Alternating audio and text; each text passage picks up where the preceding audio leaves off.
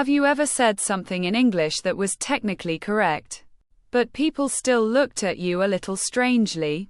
Maybe you said, "I am very tired and I desire to sleep immediately." Every word is correct. The grammar is perfect. But no native speaker would ever say that. They would say, "I'm absolutely wiped out. I need to crash." This is the difference between textbook English and real English. And today, we are closing that gap forever. Welcome to day 6 of the 30-day shadowing challenge. I'm Zira, and today we are entering one of the most exciting and most misunderstood parts of the English language: idioms and phrasal verbs. An idiom is a phrase whose meaning you cannot guess from the individual words. Break a leg does not mean anyone is getting hurt. It means good luck. Hit the books has nothing to do with violence. It means to study. A phrasal verb is a verb combined with a preposition or adverb that creates a completely new meaning. Give up doesn't mean you are handing something upward. It means to quit. Run into doesn't mean you are crashing into a wall. It means to meet someone unexpectedly. These phrases are everywhere. In movies, in podcasts, in offices, in classrooms. If you don't know them, you will always feel one step behind in a real conversation. But here is the good news. Once you learn them through shadowing, they become automatic. Your brain stops translating and starts recognizing. Today, I am going to give you the most powerful, most commonly used idioms and phrasal verbs. And we are going to shadow them until they feel like your own words. This is day 6. Let's make your English sound alive. Before we start shadowing, let's understand what we are working with today. Category 1. Idioms. These are fixed expressions. You cannot change the words. You use them exactly as they are. Here are the ones we will be shadowing today. Hit the nail on the head.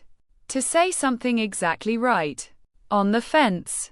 To be undecided about something. Bite off more than you can chew. To take on more than you can handle. Under the weather. To feel slightly sick or unwell. Burn the midnight oil. To work very late into the night. The ball is in your court. It is your turn to take action or make a decision. Category 2. Phrasal verbs. These are verbs that change meaning when combined with a small word. Here are today's targets. Figure out. To find the answer or solution to something. Give up. To stop trying. To quit. Come across. To find something by chance. Or to make a certain impression. Look into. To investigate or research something. Run out of. To have no more of something left. Bring up. To mention a topic. Or to raise a child. Now, the most important rule. Never translate these. The moment you try to translate, burn the midnight oil, into your native language, your brain gets confused. Instead, link each phrase directly to an image or a feeling.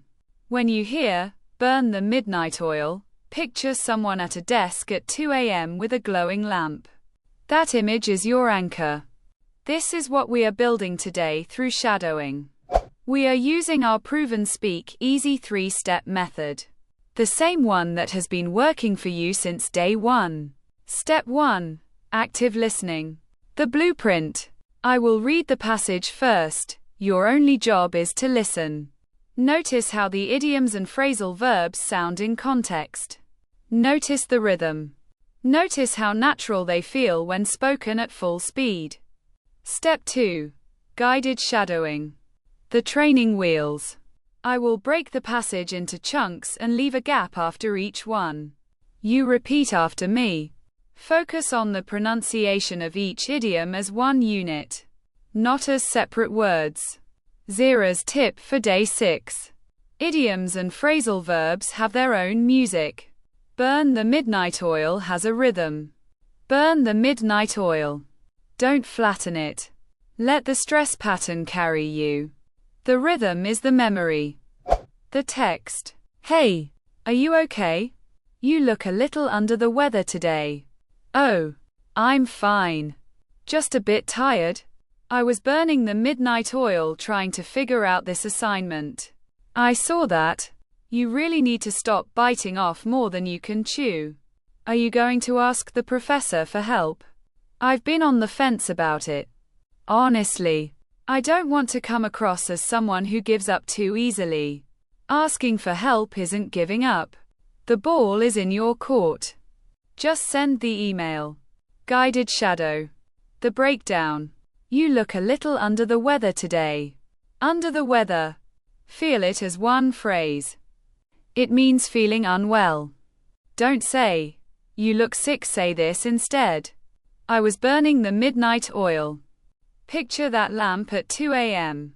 Burning the midnight oil. Let the stress land on burning and oil. Trying to figure out this assignment. Figure out one unit. Not figure, then out, say it fast. Figure out. You need to stop biting off more than you can chew. This is a warning phrase. It has a slightly serious rhythm. Feel the weight of it. I've been on the fence about it. Honestly. On the fence, picture someone literally sitting on a fence. Unable to choose a side. That's the image.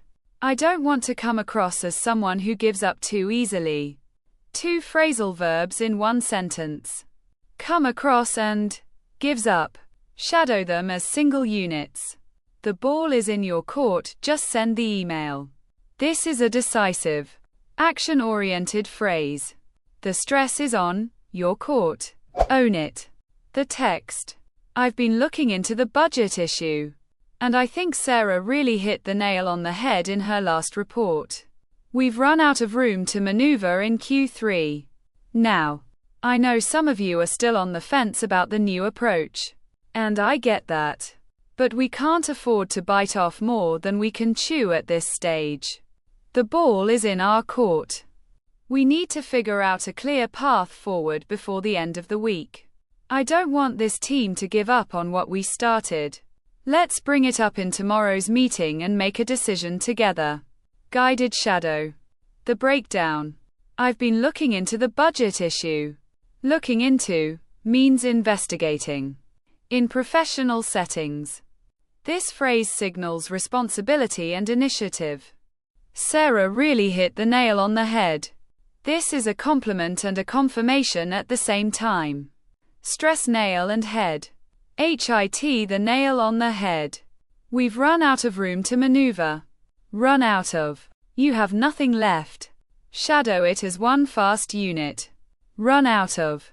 Some of you are still on the fence about the new approach. In a professional context. On the fence is diplomatic. It acknowledges disagreement without being aggressive. We can't afford to bite off more than we can chew at this stage. This is a strategic warning. The rhythm is long. Let it flow. Don't rush it. The ball is in our court. Short, sharp, decisive. Pause slightly before this sentence. It signals a turning point. Let's bring it up in tomorrow's meeting. Bring up. To introduce a topic. Simple but powerful. Bring it up. The stress goes on up. The text. I think one of the hardest things about growing up is learning when to give up and when to push forward. A lot of us were raised to believe that giving up is failure.